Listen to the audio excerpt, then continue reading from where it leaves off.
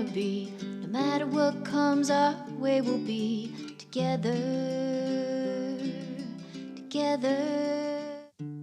Welcome to Homeschooling Down South. I'm Kayla. And I'm Kat. We're two Southern homeschooling mamas sharing real talk, resources, and inspiration for life and learning in the Southeast. Each week,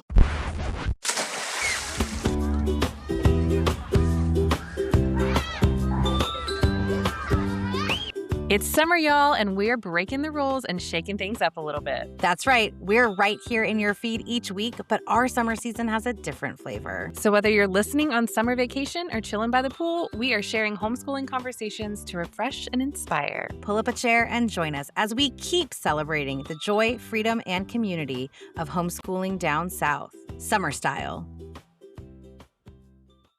Welcome back, y'all. This episode's going to be fun. It's kind of a reflection episode because we are going to be telling you all about the things that the podcast made us do, what things we learned about through making episodes for y'all that we then were like, my homeschool's going to try that additional thing out that we found out about. We're really, really excited to kind of look back as we get ready to move forward into season 2 in just about a month. Crazy. But before we tell you what the podcast made us do, right here at the top, I'm going to tell you what I hope the podcast will make you, the listener, do. If you listened to last week's episode, you heard us plug ratings and reviews. You guys, this is episode 50. Can you believe it? And we would really like to start collecting more ratings and reviews. One, because we want to hear from you. We want to hear what you like about the podcast, your favorite episodes. We would love for you to share that. But also, every rating and review helps the algorithm, the powers that be, know that we're relevant and that people like what they're hearing, and that pushes us out to more people. And that's the goal, is we want to reach as many people as possible. So please, please, please go in, leave us a rating, leave us a review wherever you're listening. We would just love to hear from you. So we hope that that is what the podcast makes you do this week. But Kat, let's talk about some of the things the podcast has made us do.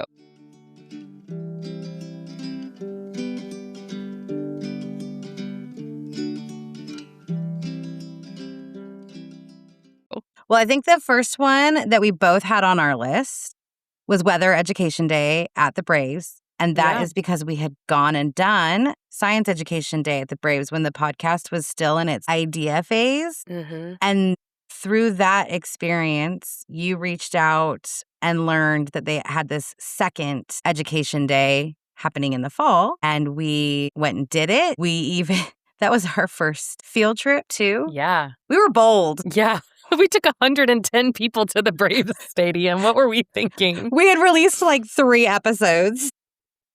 I don't know if we were quite ready, but you know what? It taught us a lot. And it taught us a lot both about going somewhere for an episode, but also going somewhere with people. And I think it helped us kind of refine what Homeschooling Down South is all about. Yeah. Well, and it was one of those things where we loved Science Education Day, which was episode 2. And what we're talking about right now, Weather Education Day, was episode 14. We loved Science Education Day, and so we went into Weather Education Day with this expectation that it would be similar, and it wasn't. And we both had some feelings on that, but the beauty of it is a lot of the people that we took, they loved it. They had a great time. And I mean, we always have a great time at a Braves game. Yes. It was just, the educational programming wasn't what we went into it expecting. Yeah. No, it was a good day. It was a good day. Yeah. We learned a lot. And because we did do that successful field trip for Weather Education Day, because it was successful, we then had the guts to go and host another field trip and do Science Education Day as well. And it all went really well. We got really great feedback on both. And that was one of those times was when the random guy in the stadium came and told us we were doing a good job. So I don't remember which well worth it field trip it was. I don't remember which, but it was good to get that feedback. I think we will run field trips better in the future from having done those 2. And it was good. I always feel like with the podcast, even if I didn't love the experience I had, I am glad and grateful to know about it so I can speak to someone who asks me a question about it. And just because Weather Education Day wasn't the right fit for my family this year doesn't mean it wouldn't be a good fit for my family in a future season. And it doesn't mean it wouldn't be a good fit for someone else's family. So I'm glad we went. Yeah, same. All right. What's next on our list? Smith Gilbert Gardens. We talked about this in episode 20. They have homeschool days.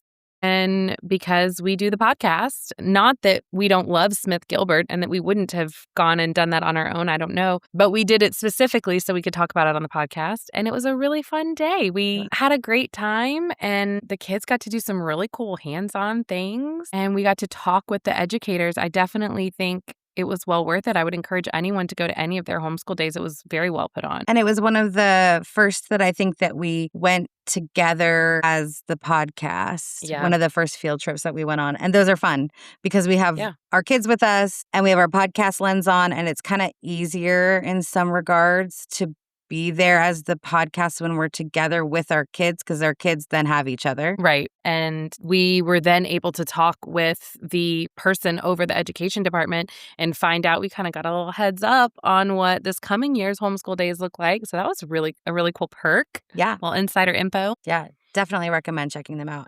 And then the next time we went together somewhere was the Creative Discovery Museum in Chattanooga, Tennessee. Yeah, and that was another one, not that we don't love the Creative Discovery Center, but we specifically went with the podcast lens and to check out, what educational programming they might offer.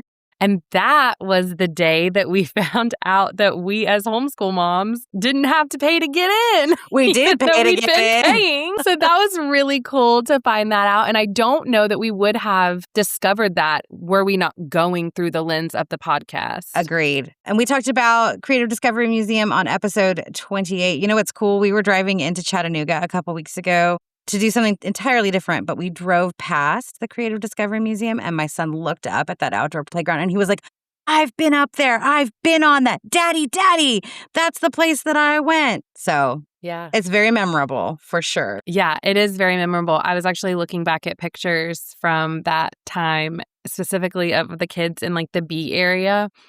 And that is a really cool place that I cannot wait to go back to. We've talked often about going back as they get older and in different seasons. And that's another place that it's never going to get old. I don't know when they will end up aging out of that because it's so much fun and there is so much to do. And it's got things that are way too advanced for where our kids are right now. Yeah. But it also has things that like preschoolers would be into. Yeah, it's a great place. I'm excited to go back. Yeah. And this will kind of lead into the next one, but that's another cool place that we could potentially do a guide for. You're right. Is these hands-on creative discovery type museums. Yeah, I love that idea. So maybe the next time we go with the lens of writing a guide for you, which is the perfect segue. I'm making a note right now. Our next adventure, the Tennessee Aquarium. This is another one. We've done this multiple times pre-podcast, but we specifically went this time to test out their educational materials because they don't have homeschool days, but they did tell us that they have some educational materials on their website. And so for episode 32, we shared all about this experience. And one of the things we discovered is we didn't feel like the educational materials were homeschool specific, and they're not.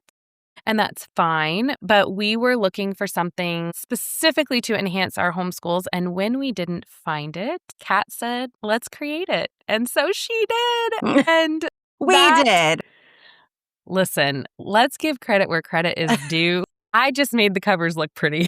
Well, and helped really formulate the idea and flesh out, like, what are we trying to provide? What is the gap that we've identified and how are we going to fill it? And made sure that, like, I wasn't just too much in my brain and that what we were creating was something that lots of folks would like. Yeah. Yeah. And so one, we would have never used those educational materials. We wouldn't have even thought about it if not for the podcast. Right. And now, moreover, there are guides for zoos, aquariums, state and national parks because of it. Like, what an amazing thing. Yeah. We're so excited about these guides, and just a quick highlight reel of them. They are intended for use with any age. So there's prompts that you could either discuss out loud, kids could write in them, or draw if they're not yet writing. There's a nature study component in all 4 guides. And then they're really meant to either go alongside the educational materials that are at, say, the zoo, so the educational signs at each habitat, or, like the historical information that you would find at a state or national park site that tells you about the history of that area. So it's just designed to come alongside that. But if you go to one of those places and there isn't very much of that, then there's some high-level information and facts that you could use to still make it an educational outing. And the zoo has a little bit of geography built into it since zoos are laid out geographically. The aquariums one has some aquatic science built into it. And then the state and national parks both have some historical elements built in. Because we're homeschooling down south, the state parks focuses on the history of the state parks creation and development in the Southeast. And then the national parks guide gives you some history of just how the national park system came to be. It's all very high level, but it's stuff that you could gauge interest. And if there's interest, you could certainly deep dive into any of those areas more in your homeschool. So it's just really meant to be a supplement or a resource and just turn any experience that you go out and have into a learning field trip that you get to then record as part of your homeschool, but also record the memories and celebrate the wins with your family. Yeah. And now we can always point back to the Tennessee Aquarium as our origin story. That's when right. When people ask, how did that get started? That's really right. cool.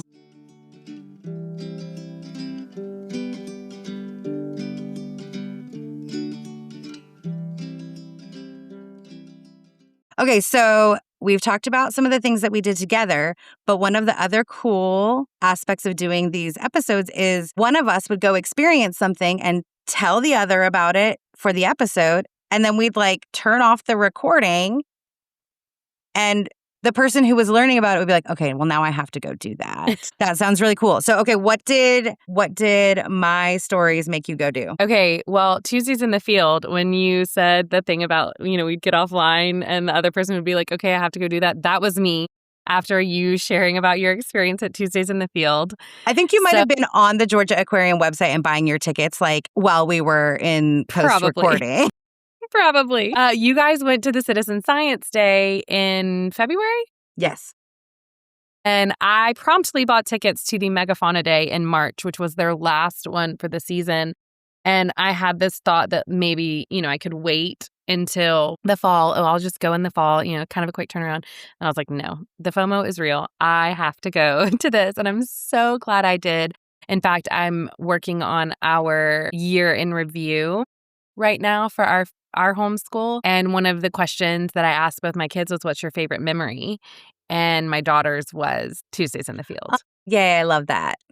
And the first question is, what makes it so special? And she said, we got to go to the top of the whale shark tank. So that was a really cool memory, but also just it was really a really cool experience to have this specialty thing. It wasn't, we've been to the aquarium for events before, but this was we're in this room all with homeschoolers. We're getting to see all this cool stuff that they have. We get to see the tank in the ballroom.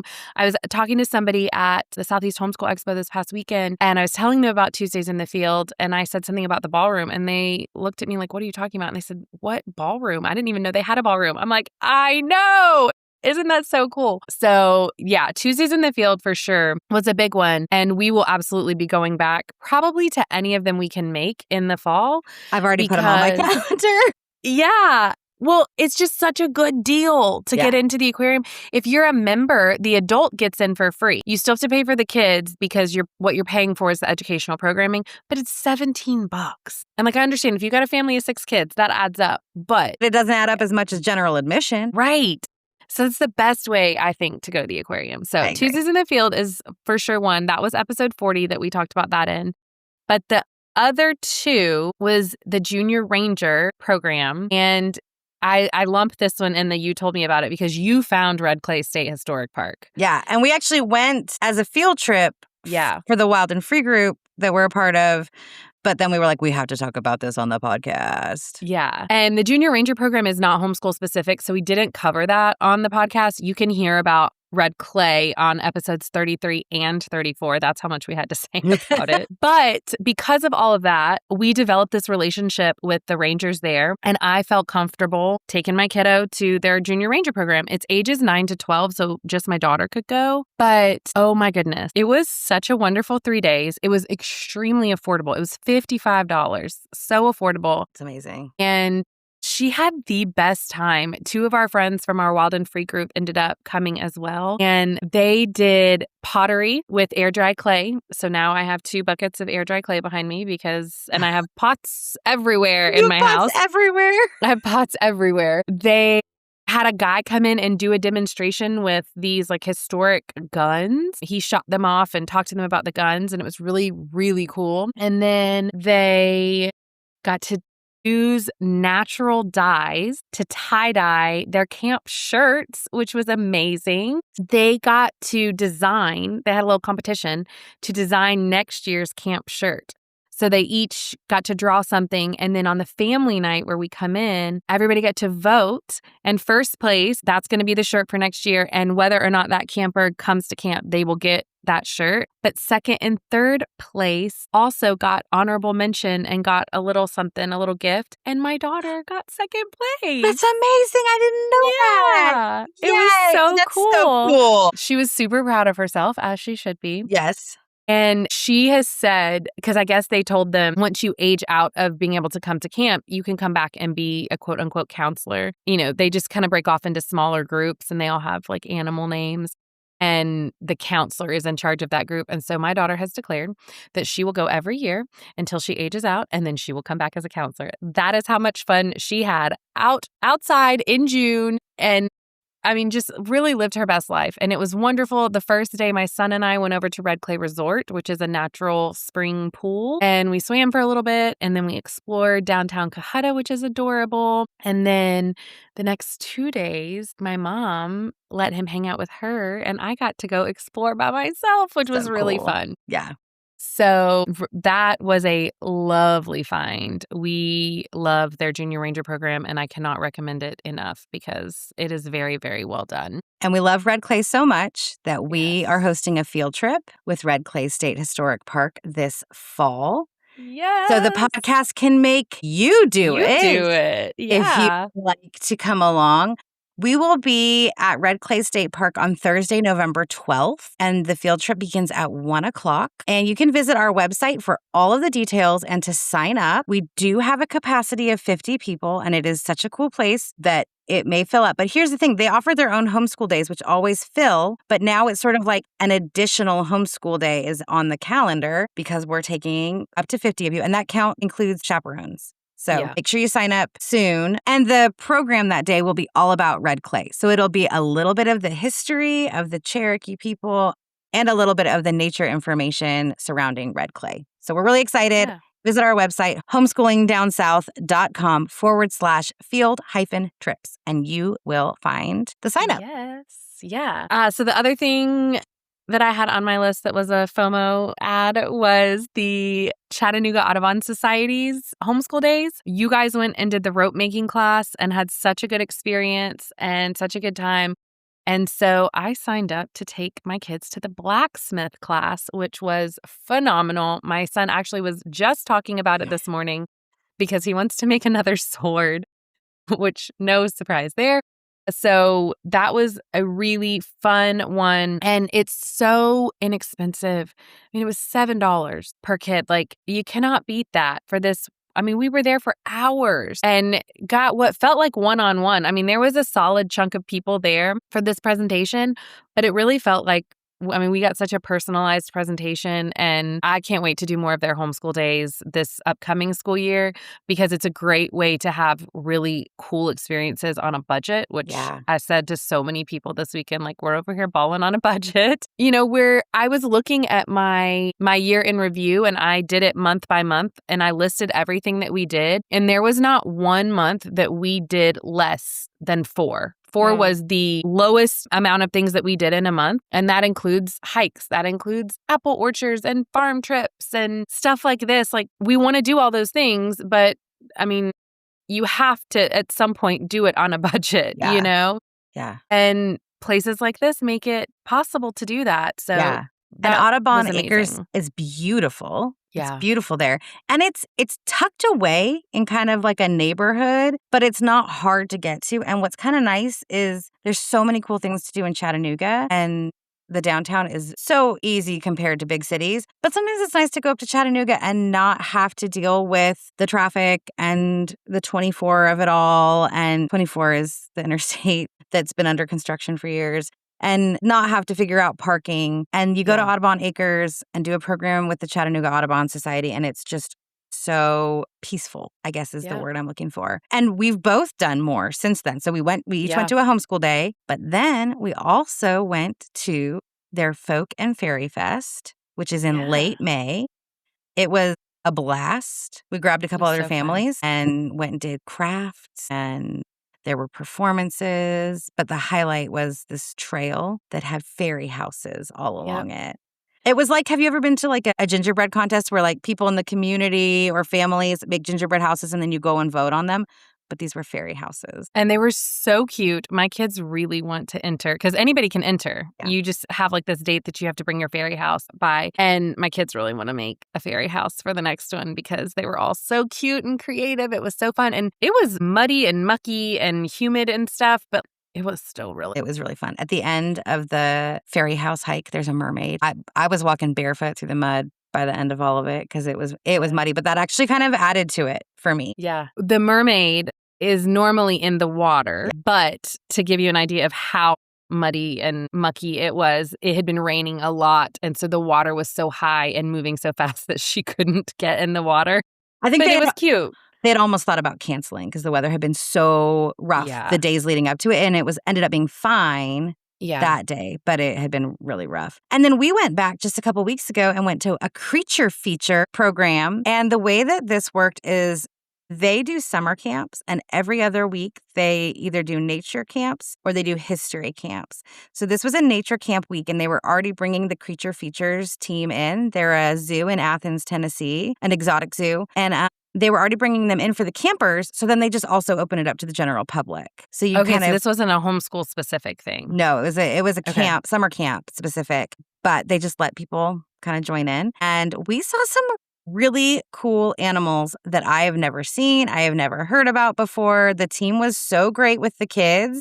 And it was nice because it was an hour-long program. Summer is hot. Like, that's about all the time we had. But we stayed and we had lunch and hung out. We brought another homeschool family with us to introduce them to Audubon Acres. And it just was really fun. They're doing so many things. They're doing lots of programs for homeschoolers, but they're also doing lots of programs that are just for kids or for families that we as homeschoolers can layer into.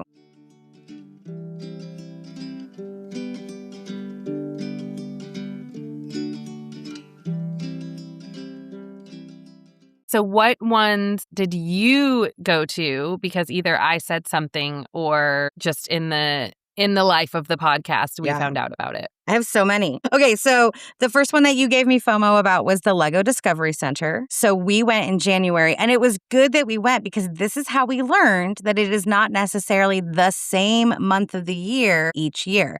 Because I was expecting to go in March, and I happened to pop on because of the podcast in like late December or early January and learned their homeschool month in 2026 was in January, whereas in 2025, it had been in March. So if you are interested in going to the Lego Discovery Center, then I recommend setting a reminder on your phone every 2 or 3 months to go just check their website and see when the homeschool day is. They have not announced their 2027 homeschool day yet. I was just looking at it with someone at the Southeast Homeschool Expo this last weekend.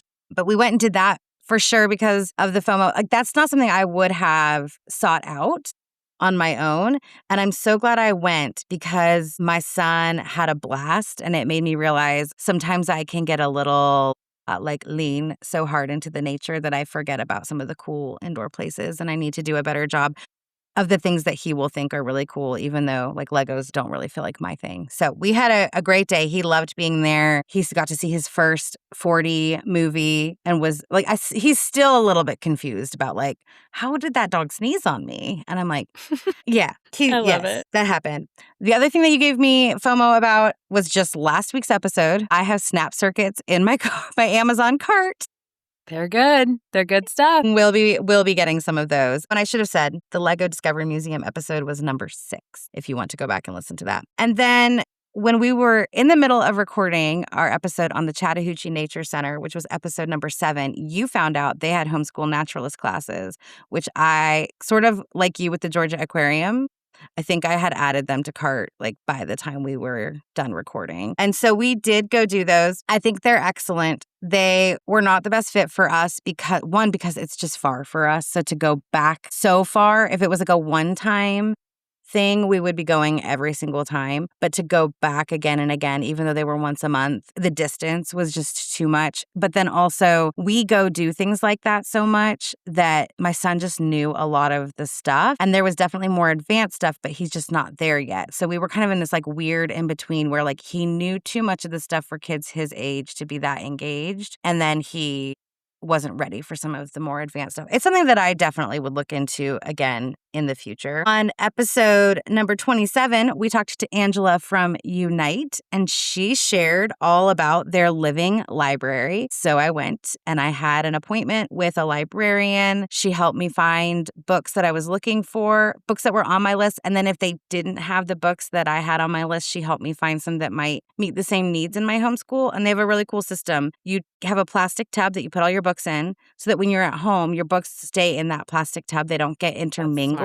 So smart. They don't get intermingled with your books or, your local library's books. And then when you're ready to return them, they have a drop box and they give you a code. So you don't have to show up at a certain time. You go when it's convenient for you and you drop your books into the lockbox outside and they're safe and sound. And it's a really beautiful space and their team is really, really great. On episode number 26, we interviewed Christina Cook. And she shared about the primer she has created. So I ordered one. It's not here yet, but I can't wait. I can't wait till it gets here. I'm so excited to use it in our homeschool. And I also have a junior ranger experience from doing the podcast. We went to a lot of the Georgia State Park homeschool days this year, got to know some of the rangers, and my son attended their junior ranger camp at the end of June. It was 3 days, 7-hour-long days. That is like the biggest drop-off situation we've ever done. And it went so well. He had the best time. He talks about it. He's like, Mommy, I really just wish there was another junior ranger camp this summer. I don't know if I can wait until next summer. And I keep reminding him, we're going to go to homeschool days. You're going to get to go back there. You're going to get to see the rangers. And he's like, yeah, but you'll be there. And I'm like, I know. But it was so tough. It was a great stretch for us. At the beginning, he was very nervous about being away from me that long. And then in the middle, he was like loving it. But by the end, he was like, Mommy, I'm so glad we don't do this all the time. Yeah. I love that we spend all day, every day together. He did all kinds of cool stuff. He went swimming. They made s'mores. They made paper airplanes. They learned about some history. They made candles. They tried to make butter. Apparently, it didn't go well, but they learned a lot of the reasons why it didn't go well. They went on hikes every day. And at the end, they got sworn in as junior rangers. And I spent 3 days either working on those learning guides or going on hikes and kayaking and stuff in the park myself and like really filling my cup. So I was really grateful for that time. I love that.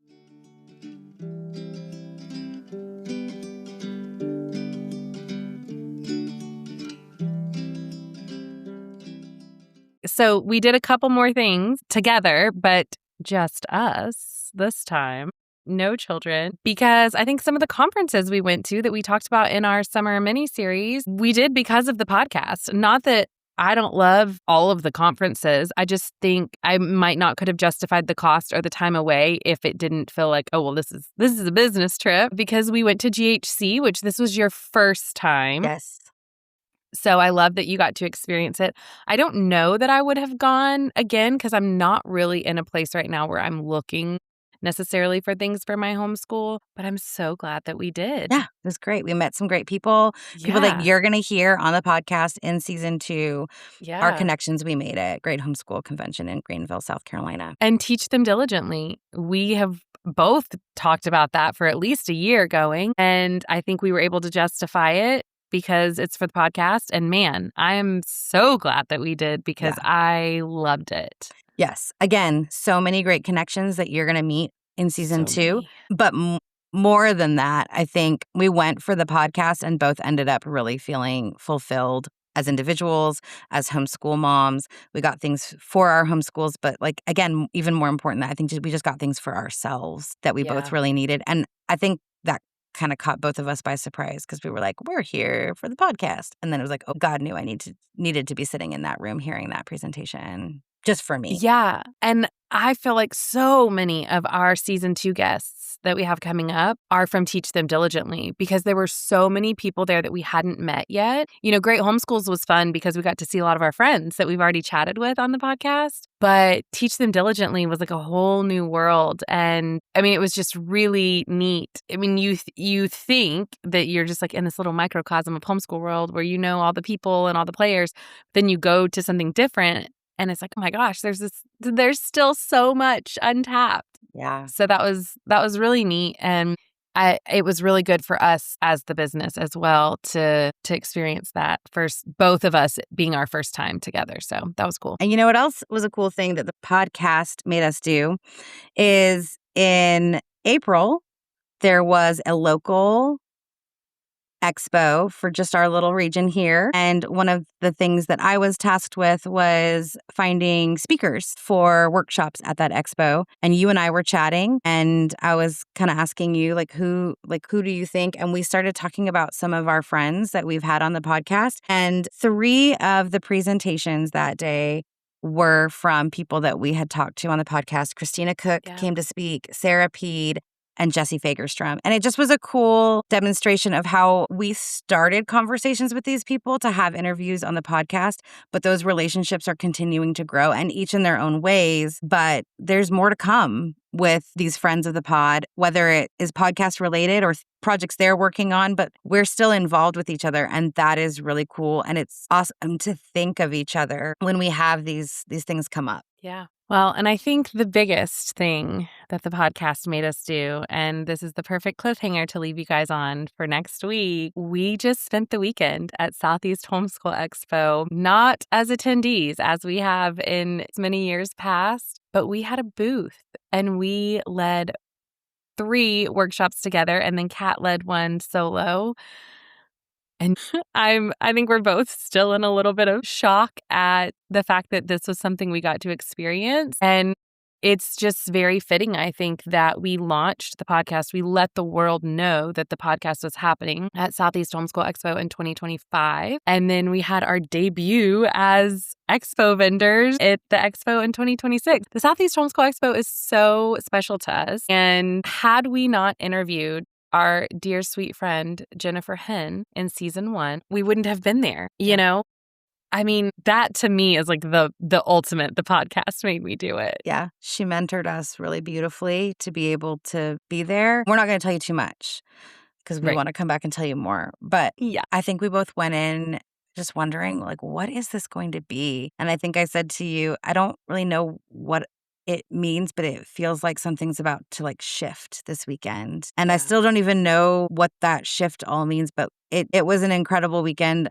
I think we're both still processing it, but in the best way, overwhelmed with joy and happiness and just hearing from you all that this podcast is what you are looking for or you need or that just you enjoy. It brings joy to you. And so we're going to spend the next 2 weeks talking about our experience and telling you all the details, hopefully when we're a little more rested and a little less gushy maybe about it. I mean, we'll still be gushing. I don't think I'll ever be less gushy. But maybe more coherent in our gushing. Yeah. We'll be more articulate about the experiences we had, but we're going to do a 2-part series, very mini series, I guess, on what it was like to be exhibitors and what it was like to speak and present and things that we learned and things that we loved. And also, if this was your first Southeast Homeschool Expo, we want to encourage you to come back because there were just things that were different this year. And we want to kind of talk through those in more detail. Yeah. And then after that, we're going to do our back to school episode talking about getting back to what it looks like to get back to the school year, to start over again. And then we're back into season 2. So if you have missed our interviews with people, if you've missed our kind of usual format of experiences and nature and innovators and programs, those are all coming back in season 2.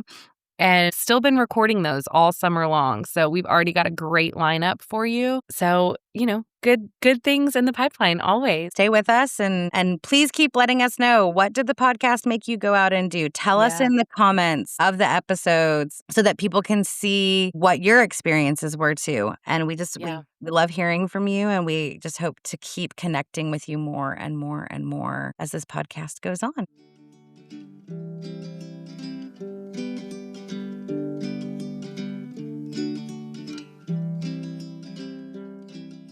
So, what's a win, Kayla? We got to celebrate a win. I mean, I think it's all of it. All of it is the win. The win is that our homeschools are enriched by this podcast. The win is that who knows if I would have found Tuesdays in the Field or that Blacksmith Day at the Chattanooga Audubon Society or the Junior Ranger program. No, I probably wouldn't. Who knows what we would have found without the podcast. But the fact of the matter is we did find it because we have the podcast. And that's the win.